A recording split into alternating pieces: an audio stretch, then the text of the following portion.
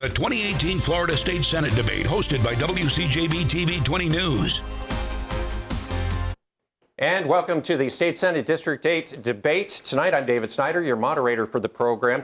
In what is widely believed to be one of the closest races in the state, incumbent Republican Keith Perry is being faced by Democratic challenger Kaiser Enneking. The format for tonight's debate is this. Each candidate will begin with a 1-minute opening statement. And then when we get to questions and answers, each will have 90 seconds to answer a question, and then each will have 30 seconds for rebuttal after that. And we had a coin flip before the broadcast, and so we will start opening statements tonight with Senator Keith Perry. Senator? Well, thank you, and thanks TV20 for doing this. It's a little unusual. I'm glad to be able to participate in this. And first, I want to thank all of my workers and interns that have worked. We've knocked on over 70,000 doors, made about 60,000 phone calls. So we've been out in the community, meeting people, learning what is important to them. It's been a neat experience. I've enjoyed that. This race is really pretty easy to decide or have a contrast to. In 8 years I've been up there, we've cut taxes every single year, and yet we've increased our budget. When I got up there in 2010, we had a $66.6 billion budget, and last year we had an $88.7 billion budget, paying down the debt, the state debt, $3.5 billion in reserves. We've increased funding for every single program in the state of Florida, except for the arts last year got cut. That was an unfortunate thing that I'm going to work hard next year to make sure that we return arts to its proper funding. Okay, thank you very much, Senator Perry. Now, an opening statement from Dr. Kaiser Enneking. Hi, my name is Kaiser Enneking, and I'm a native of Gainesville, Florida. I went to Gainesville High School, and my first job was actually at the rec department, where I got hired as a lifeguard while I was in high school. While I was there, my responsibility was for creating a safe environment and watching over people. I took that experience into my present job, which is I'm a physician at the University of Florida. I've done that for nearly 30 years. About 2 years ago, I decided to run for office when I realized that healthcare was being used as a political weapon. Everybody needs healthcare, and everybody should have healthcare. I am running on a platform of Medicaid expansion. I'm running on a platform of reducing pharmacy costs. I want to make sure that everybody in the state can get health care. And my platform will help people. Okay, we are going to move on to, thank you, Dr. Enneking. We're going to move on to questions now that were developed by the TV20 editorial board, beginning with a referendum on the Gainesville ballot, sponsored by Senator Perry, is whether the Gainesville Regional Utilities should be governed by an independent board or directly by the City Commission. Now, how much of this is about rates or about controlling a $36 million budget transfer to the City of Gainesville's general fund? We begin with Dr. Enneking. Well, I think this is an interesting question to have because this is a City of Gainesville issue and a Alachua County issue, and I'm not sure why this needs to be a state issue. There are many ways that we could reduce, Senator Perry could help reduce the Gainesville regional utility rates without having to take away the management of that from the City Commission. I think we could have looked at a more systematic answer for utility rates in the state by perhaps looking at deregulating the energy industry like has been done in states as diverse as California and Texas. We could have worked on partnering with the University of Florida to make sure that the rates were spread over a larger body of consumers. But instead, this was the route that was taken, and I think that's a little bit disappointing because I think GRU has helped the city. The city owns GRU, and I think the city commissioners who we can vote out will be the people who really should be left with this decision. Thank you. Senator Perry, your turn to answer. Again, a lot of contrast in the two candidates. You know, I pushed this bill from hearing from the constituents, not only of Gainesville, but the 34% of the electrical users that live in the county that have no representation right now. And this was not Tallahassee dictating anything. What I did, I have an office in Tallahassee. I live in Gainesville. I have an office in Gainesville. I have a rental properties in Gainesville. So I am a resident of Gainesville, and this was an opportunity that I saw to be able to give the citizens of Gainesville a chance to vote to decide. We have independent boards for the majority of utilities that are this size. We also have an airport board that's an independent board. We have the library board that's independent. But the real thing is giving you, the citizens, a chance to decide how you want it run. We've had the worst decisions, I think, in the history of the state of Florida, made with a biomass plant, and there's other things that have gone along with that. Having a professional, independent board that can oversee, not take control over it. We're still going to have a manager and the staff, and GRU has some of the best employees and some of the best staff of anywhere.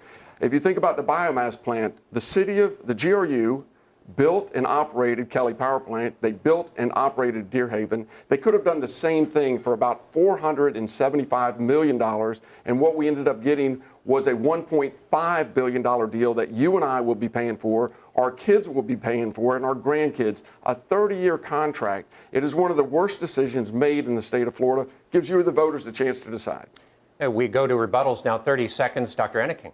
Well, I thought Mr. Bilarski had a great article in the Gainesville Sun this weekend about how utility industries have to be thinking 30, 40 years in the future, and that this is common in the industry to have to make a decision today about what's going to be best 10 years from now. And I think we really don't know the answer about the biomass plant probably for 10 years from now.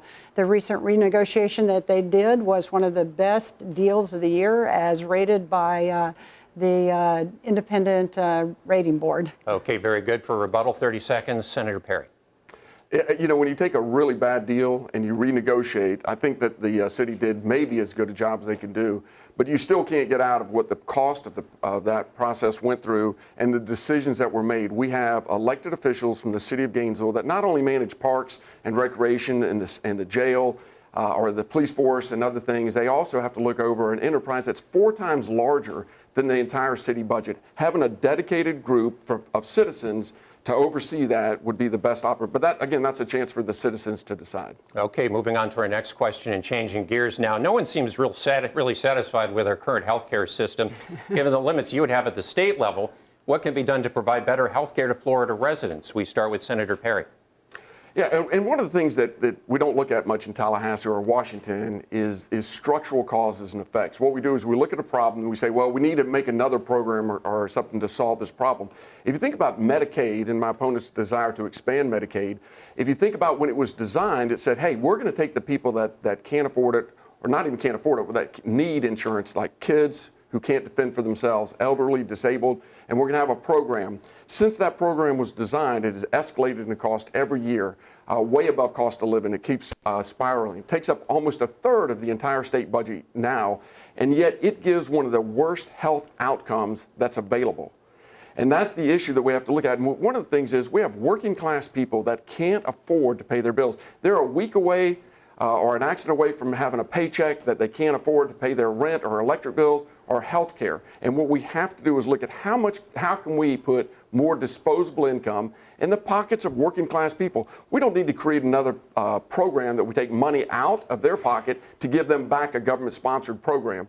It is one of the worst run programs that we have. It doesn't provide adequate health care, and we need to look at the structural problems of why health care is one of the largest increases in the last 30 years. It's 74% more expensive for health care today than it was 30 years ago, and that's adjusted for inflation. So that's why I'm looking at and working on the structural problems of affordable health care. Okay, Dr. Enneking. So this is one area where Senator Perry and I disagree completely. Medicaid expansion has been used very successfully for 4 years. We know that the states that expanded Medicaid have 7 of the top 10 healthcare outcomes in this country. Those states expanded Medicaid. 7 of the bottom 10 healthcare outcomes, those states did not expand Medicaid.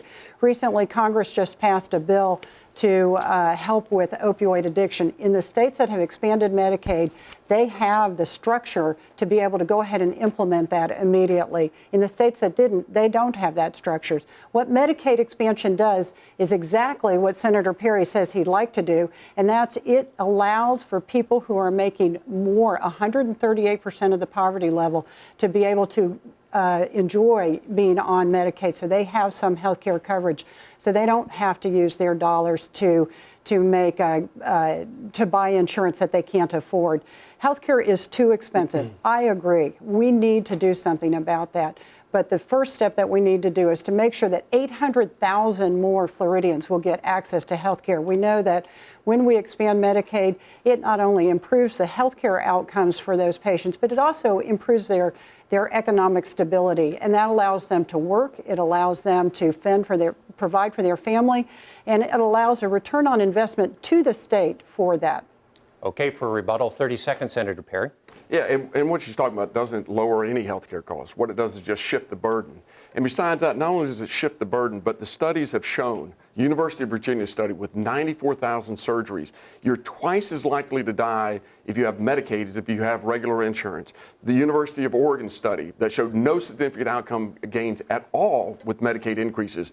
The Colorado Hospital Association showed that emergency room visits went up, not down, they went up after they expanded Medicaid. This is just a shift of cost. Okay, very good. 30 seconds rebuttal, Dr. Anakin. It may be a shift of cost, but it's a shift of cost away from the emergency room that all of us pay. When somebody shows up to the emergency room, they get care. Much better for that care to take place in a doctor's office for patients when they need the care. Okay, that will wrap up the first half of our broadcast for the debate tonight. We'll be back with more questions momentarily. The 2018 Florida State Senate debate hosted by WCJB TV20 News. Welcome back. We're offering questions to State Senator Keith Perry and his challenger, Dr. Kaiser Enneking. Both coasts are now dealing with toxic algae, and they have been for several months now. What is the best response that state leaders can offer right now to the current emergency? We start with Dr. Kaiser Enneking. Well, this isn't a problem that developed overnight. It's not a problem that we'll solve in one day. Clearly, there are a couple of causes of the blue-green algae problem. Number one is we need to address our septic tanks, and in this area, Florida has more septic tanks than almost any place else in the country, which is interesting given its topography. We need to make sure that we are inspecting septic tanks, that we are providing a way to get them repaired when they're in disrepair. But more importantly, we need to try and get them hooked up to sewage in any place that we possibly can. The other thing that has compounded this problem has been overpumping from our aquifer.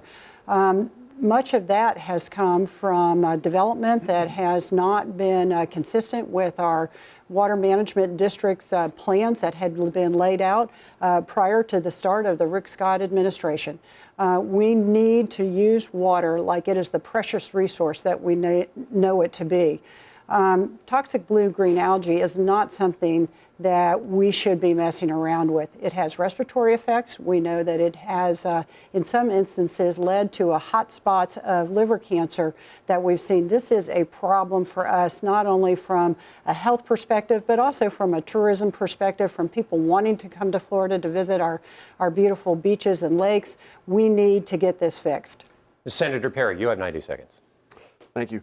Yeah, you know, we've seen certain things that have built up 80 years of certain policies and development that have led to these problems, and we're working on those. And every year we've made some substantive areas in that. So we're doing things, the septic tanks. We have grants to take septic tanks off of those, put them on sewage treatment centers.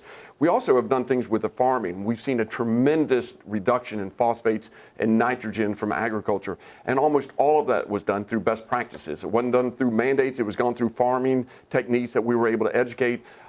6 years ago, we were able to budget $5 million to the Department of Agriculture to go out and do this, and we've seen tremendous savings. Farmers don't want to use more fertilizers than they need to. They don't want to use more water than they need to. And simply by doing that, we've seen huge reductions. We still have a big problem.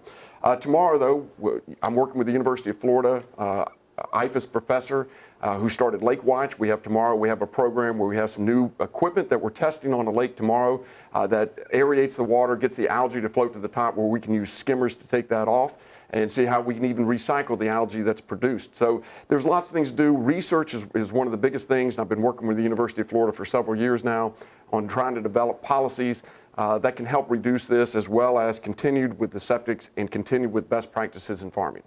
Okay, 30 seconds rebuttal. Dr. Anakin. Well, the water management districts in this state have been gutted by the Rick Scott government. For the last 8 years, we've had a problem with having political appointees to our water management districts and not scientists. We need to get back to using science to make sure that that's how we base our water withdrawals on. And 30 seconds rebuttal, Senator Perry. Yeah, I think that's just a cheap shot. That really is. I mean, we have not cut funding. We've increased funding to the water management districts. We've increased funding to research at the university level. We have scientists that are working at the water management districts to take the water management districts and put the blame on them on an issue that she was already said has been in years in the making. We're talking about 80 years in the state of Florida from farming and other things that have contributed to this that we are reversing now. It will take time to reverse, but we're working on those. Okay, next question. The election ads for both candidates have been growing increasingly negative, and you may or may not have sponsored them yourselves or your campaign, but they are from sources associated with your campaigns. How do you feel about the tone of this campaign, Senator Perry? Yeah, well, it's certainly unfortunate that we've gotten to a level we have. And I think you've seen some of the campaigns, and I think you can question just about any campaign ad for its validity or truthfulness. I find it unfortunate that the ad against me on sewage water into drinking water is not somehow stretching the truth. It's a total distortion or mistruth. There's nothing true about that ad. And so I know that ads take things and they kind of shift them and make them, like say, they can shift the balance of them or what they're trying to say. But this ad that's been sent against me is 100% false, and that's all you can say about it. So. Okay, Dr. Anakin. Well, I think it's very interesting that this is really not going to be a personality contest, this race. Keith and I don't agree on anything, and I think that's pretty obvious. We have very different ways of approaching things. Yes, I think it's a shame that ads get put out there that portray people as cuckoo, that make people into somebody they really aren't. But we have so many issues that we disagree on. We don't really have any reason to have to personally attack somebody. 30 seconds rebuttal, Senator Perry. As mentioned, we do disagree on a lot of issues. You'd hope that we would agree on telling the truth in our advertising. Again, I know that sometimes you can take the truth and maybe only tell half the truth or something. We see that in a lot of ads and a lot of campaigns.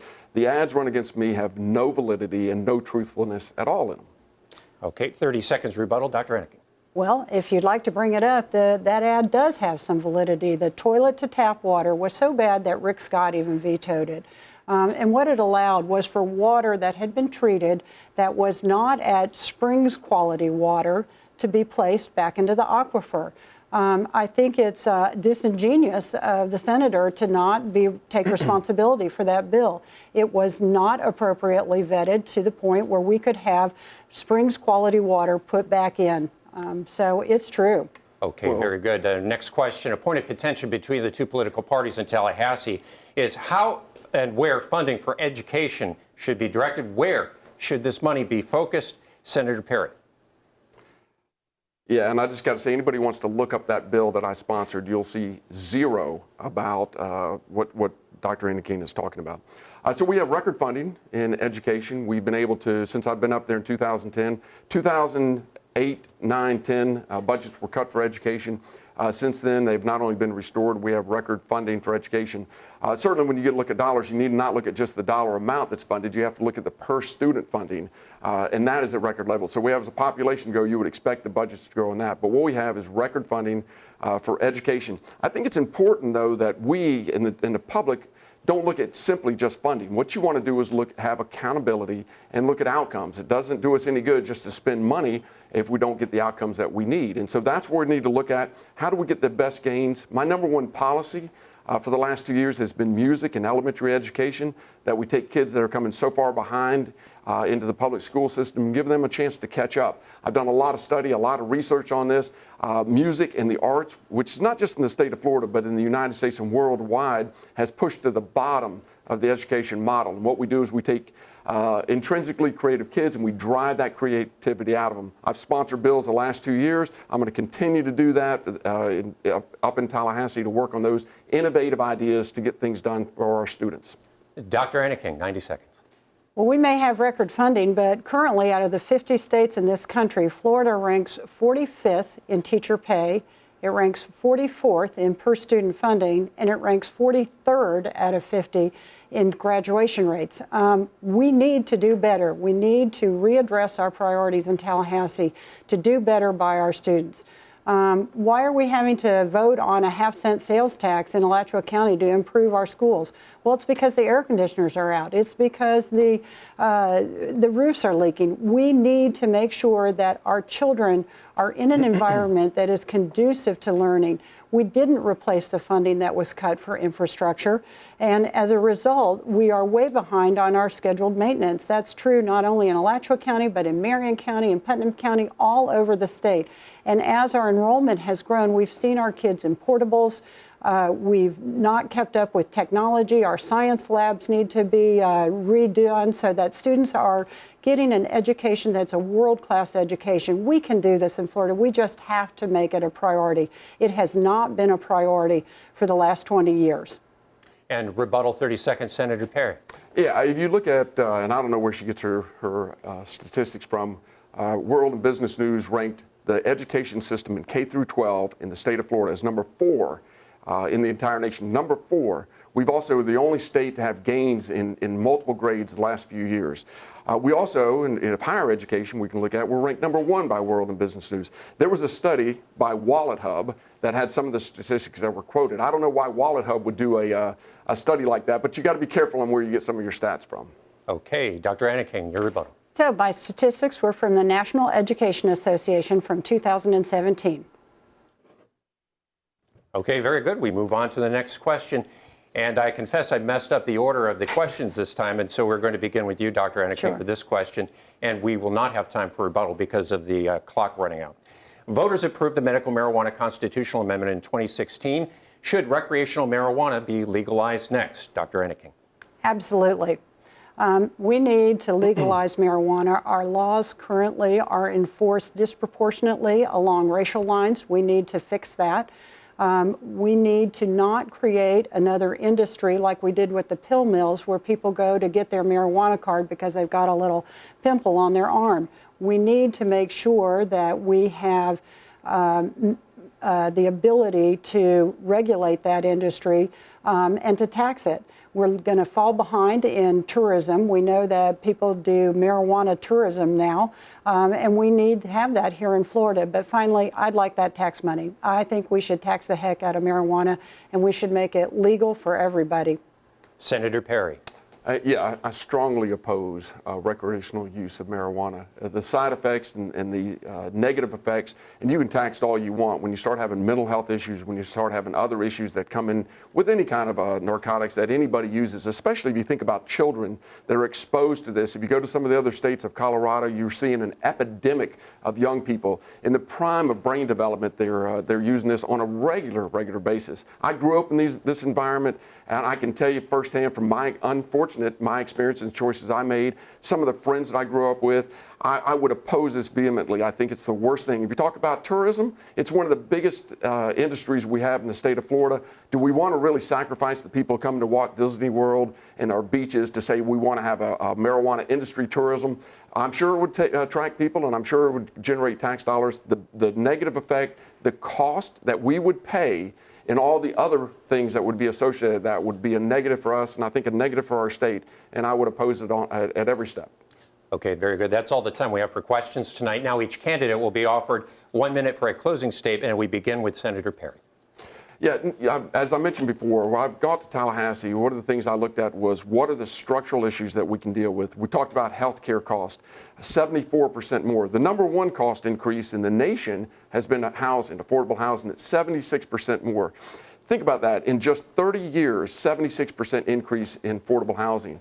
We don't need more programs to try to rectify this, to give people subsidies. What we need to do is look at the structural problems. That's what I've been doing for 8 years, whether it's tax reform, whether it's regulatory reform. Make sure we protect our citizens, but at the same time, make sure we give every opportunity. 40 years ago, I started a business. I have less competition in Gainesville today than I did 40 years ago, and Gainesville's 2.5 times as more. It's good for me. It's bad for the next generation of people who want to use their skills and their talents to go out and change the world. They just don't have that opportunity anymore.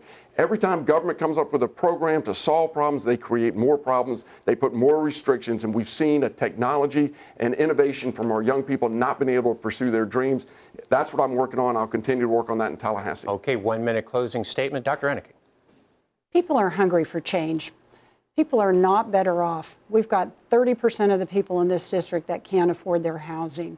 We've got more people uninsured in this district than almost any place else in the country. We need to make sure that we are looking out for everybody. I'm running because I want to make sure that I can go to Tallahassee and advocate for patients. We don't have a single physician there, so when they pass a budget on a medical budget, that almost 40% of the budget is medical, they need somebody there who's actually sat down with the patient, who's actually held their hand and talked to them. We need to make sure that our patients are heard. We need to make sure that our students are heard. We need to make sure that our teachers are heard. Right now, I don't feel like those people feel like they have a voice in Tallahassee, and I'd like to be that voice for them. Thank you. Thank you so much. That'll conclude our TV20 debate for State Senate District 8. Thank you for watching.